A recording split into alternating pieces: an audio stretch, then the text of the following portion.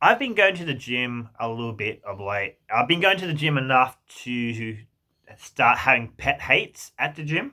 And my number one pet hate at the gym at the moment is people who walk to an exercise equipment and just sit there. Sometimes they take their phone out, but most of the time they're just like staring into space. At least if they're on their phone, they're like doing something. It's just like they're just sitting there, just staring into space. People are like, oh, maybe they're tired from working out in the last machine, and they're just sitting there to have a rest, which could be true. So I've seen some of these people who just literally walk in, put their bag down, get their towel, walk to a machine and sit down.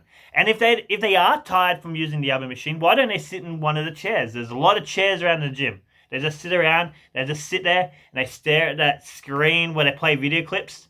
You know that screen, that TV where they play video clips. There's only two real type of songs they play in that on those screens. One is like remixes from DJs I never heard of, remixing like semi-famous songs from like the 90s and 80s. And the other type of music they play on those screens is like early noughties hip hop.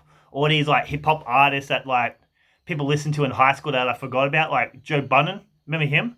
Pump It Up. I think he has a podcast now, so he's still relevant. But I forgot he was a rapper. I had this guy the other day. He just sat on the machine where you just bend over and you're working your stomach muscle. He was a fat guy, so he was on the right machine. But he just sat there staring into space. Then, like, he took his phone out, checked the time, put it back in his pocket, and just sat there.